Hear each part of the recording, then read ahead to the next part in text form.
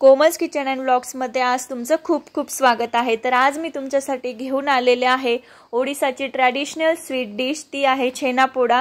तर तुम्ही बघू शकता किती सुंदर इथे आपली छेनापोडाची रेसिपी तयार झालेली आहे।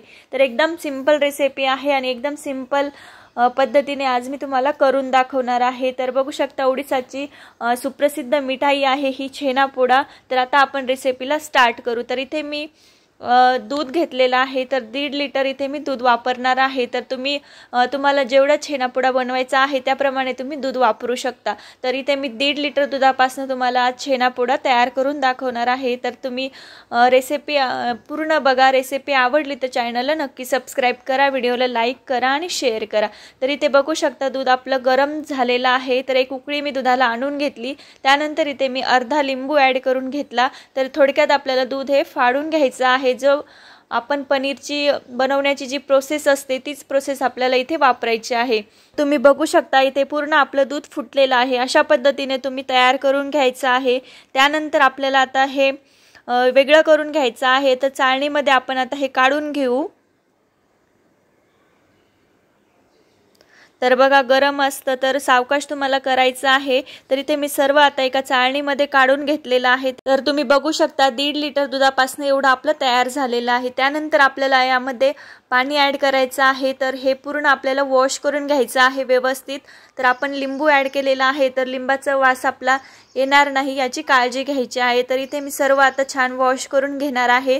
तर बघू शकता इथे माझं वॉश करून झालेलं आहे। त्यानंतर एक रुमाल मी घेतलेला आहे, त्यामध्ये आपण आता हे काढून घेणार आहे। म्हणजेच आपल्याला पूर्ण कोरडं करून घ्यायचं आहे। जेवढं पाणी आहे ते पूर्ण आपल्याला आता काढून टाकायचं आहे।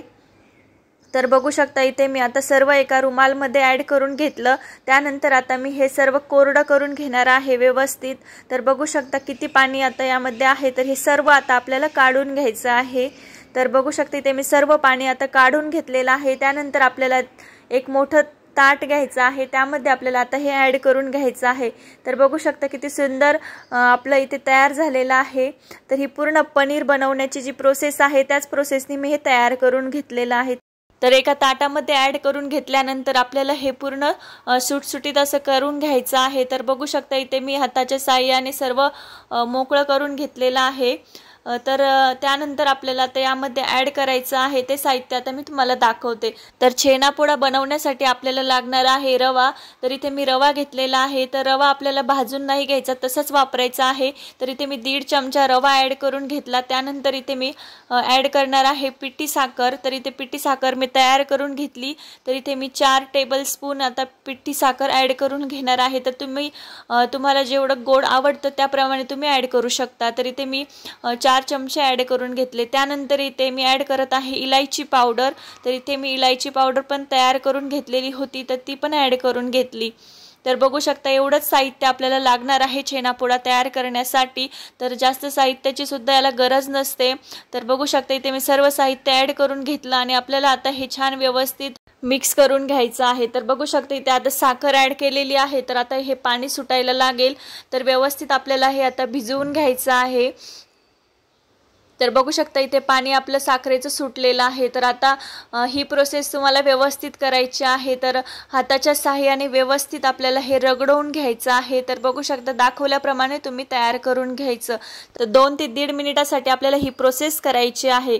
तर बघू शकता इथे आपलं आता तयार झालेलं आहे। तर अशा पद्धतीने तुम्ही तयार करून घ्यायचं। तर छेनापोडा बनवण्यासाठी इथे मी पातेलं घेतलेलं आहे। तर तुम्ही केकचा जो टीन असतो तो सुद्धा घेऊ शकता किंवा कुकरचं भांडं असेल तुमच्याकडे तर ते सुद्धा वापरू शकता। तर इथे मी पातेलं घेतलेलं आहे, त्यामध्ये आता अर्धा चमचा मी तूप ॲड करून घेतलं। तर ते व्यवस्थित आपल्याला स्प्रेड करून घ्यायचं आहे। तर तुम्ही बघू शकता इथे मी सर्व तूप आता पातेल्याला स्प्रेड करून घेतलेलं आहे। त्यानंतर आपल्याला आता यामध्ये जे आपण छेनापोडा बनवण्यासाठी जे बनवलेलं आहे ते ॲड करून घ्यायचं, व्यवस्थित सगळीकडे स्प्रेड करून घ्यायचं आहे। तर दाखवल्याप्रमाणे तुम्ही असं व्यवस्थित स्प्रेड करून घ्यायचं। तर तुम्ही बघू शकता इथे मी सर्व स्प्रेड करून घेतलेला आहे। तर छेनापोडा बनवण्यासाठी आपल्याला लागणार आहे कुकर। तर इथे मी कुकरमध्येच आज हा छेनापोडा तुम्हाला तयार करून दाखवणार आहे। तर इथे मी कुकर घेतलेला आहे। तर आपल्याला प्रीहीट करून घ्यायची काहीच गरज नाही आहे। तर इथे मी कुकर घेतलेला आहे, त्यामध्ये आता स्टँड ठेवून घेत आहे। तर बघा इथे मी स्टँड ठेवून घेतलेला आहे, व्यवस्थित ठेवायचं आहे। त्यानंतर जे पातेलं आहे ते ठेवून घ्यायचं व्यवस्थित।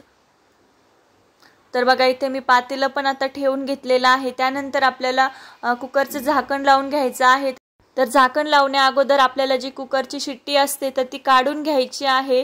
तर याची काळजी तुम्हाला घ्यायची आहे, आठवण करून तुम्हाला ही शिट्टी काढून घ्यायची आहे। त्यानंतर आता इथे मी कुकरच्या झाकणाची जी शिट्टी आहे ती काढून घेतलेली आहे। त्यानंतर आपण आता कुकरला झाकण लावून घेणार आहे। तर आता आपण हे 30 ते 35 मिनिटासाठी कमी फ्लेमवरती आपण आता हे छान शिजवून घेणार आहेत।